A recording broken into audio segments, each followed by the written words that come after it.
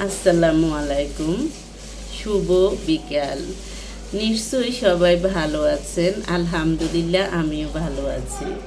আজকে আমি আপনাদের সাথে শেয়ার করব একটি বিষয়, যে বিষয়টি দেখা যায় যে আমি আগে মেয়েদের শ্বশুরবাড়ি নিয়ে আলোচনা করেছি, এবার করব ছেলেদের শ্বশুরবাড়ি নিয়ে। ছেলেদের শ্বশুরবাড়ি, আমরা জানি যে ছেলেদের শ্বশুরবাড়িতে ছেলেদের আদর আপ্যায়নে শেষ থাকে না। তা কিন্তু নয়, অনেক ছেলের ভাগ্যে কিন্তু তা জুটে না। দেখা যায় যে একটা ছেলে যখন শ্বশুরবাড়িতে যায়, তখন ছেলের শ্বশুরবাড়িতে অনেক শ্বশুর শাশুড়ি আছে, ছেলেকে দেখা যায় যে কোথাও শাশুড়ি সম্মান দিয়ে কথা বললো, শ্বশুর সম্মান দিয়ে কথা বলতে জানে না, আবার কোথাও শ্বশুর সম্মান দিয়ে কথা বললো, শাশুড়ি সম্মান দিয়ে কথা বলে না, বা দেখা যায় যে মেয়ের হাজব্যান্ডকে বিভিন্নভাবে ছোট করার চেষ্টা করে। তারপরে দেখা যায় যে মেয়ের হাজব্যান্ডের ভাই বোন যাওয়া মেয়ের মা বাবারই পছন্দ হয় না। এরকম আছে, অনেক মানুষ আছে। দেখা যায় যে অনেকের একটা মেয়ের শ্বশুরবাড়ির আত্মীয় স্বজন যাবে এটাও পছন্দ হয় না।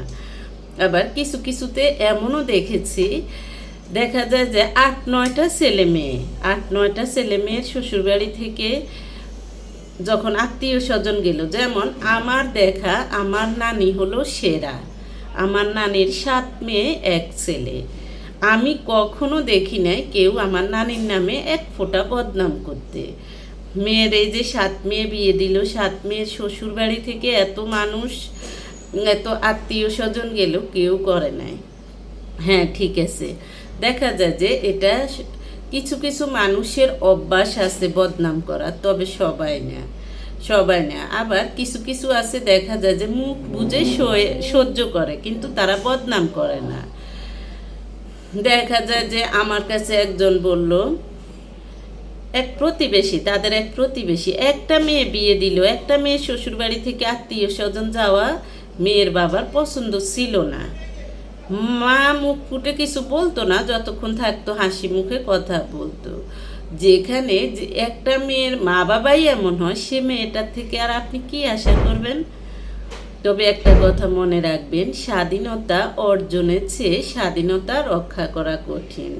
দেখা যায় যে মেয়েরা কিছু ভুল করতেই পারে, ছেলেরা কিছু ভুল করতেই পারে, কিন্তু মা বাবা অভিভাবক হিসেবে এই ধরনের ভুলগুলো করলে তা দেখা যায় যে আপনার সন্তানেই আজীবন ছোট হয়ে থাকতে হয়। হয়তো যারা খারাপ ফ্যামিলি, তারা খারাপ বলতে কি, যারা হয়তো বা বেশি করে তারা মুখের উপর বলবে, আবার যারা ওই রকম তারা আবার চুপ করে থাকবে। চুপ করে থাকলেও তাদের মনে কষ্টটা থাকে। হ্যাঁ, একবার একটা মেয়ে আমাকে বলল, তার শাশুড়ি তাকে অনেকভাবে টর্চার করতে, এখন মারা গেছে। এখন আচ্ছা যা হোক, হ্যাঁ মারা তো গেছে। আবার এমন একটাও দেখলাম, ছেলের শ্বশুর দেখা যায় যে বিভিন্নভাবে ছোট করার চেষ্টা করত। মেয়ের জামাইয়ের আত্মীয় স্বজনকে, মেয়ের জামাইকে বা বিভিন্ন সময় খারাপ আচরণ করেছে। তারপর সে মারা গেল। এখন তার এই সমস্যাগুলোর কথা যখনই আত্মীয় স্বজনরাও বলে মারা যাওয়া মানুষের নামে এগুলো বলা উচিত না, কিন্তু তারপরেও এসে যায়। এগুলো না বললেও এগুলো উনার মৃত্যুর পরের জন্য খুবই ভয়ঙ্কর, এবং উনি যাদেরকে জীবিত রেখে গেছে তারাও কিন্তু এটার জন্য ছোট হয়ে থাকবে।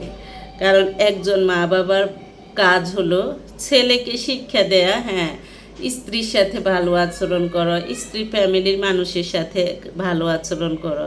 আমি এমনও মা দেখেছি ছেলেকে শিখিয়ে দেয়, ছেলের বউয়ের সাথে খারাপ আচরণ না করলে ওই ছেলে মানে আমার ইয়েতে নাই, ছেলের সাথে খারাপ আচরণ বউয়ের সাথে করো, শাশুড়ির সাথে করো, অমুকের সাথে করো, তমুকের সাথে করো। একজন মা বাবার কখনো এগুলো উচিত না। বা দেখা যায় যে ছেলে মেয়ে যদি করেও, মা বাবা হিসেবে কখনো এগুলো সাপোর্ট করাও উচিত না। একজন ভালো মা বাবা কখনো সাপোর্টও করে না এগুলো। হ্যাঁ, ভুল করতেই পারে, সন্তান ভুল করতেই পারে, ভুলের জন্য শুধরানোরও সুযোগ আছে। সেটা বরঞ্চ, কারণ আমি মিথ্যা অভিযোগ না দিয়ে সত্যটা যদি ফুটিয়ে তোলা যায়, তাহলে আমি মনে করি সমস্যাটা সবচেয়ে বেশি সহজে সমাধান হয়ে যায়। তাহলে দেখা যায় যে আপনার মৃত্যুর পরেও কেউ আপনাকে নিয়ে বাজে মন্তব্য করবে না, খারাপ মন্তব্য করবে না। আসসালামু আলাইকুম।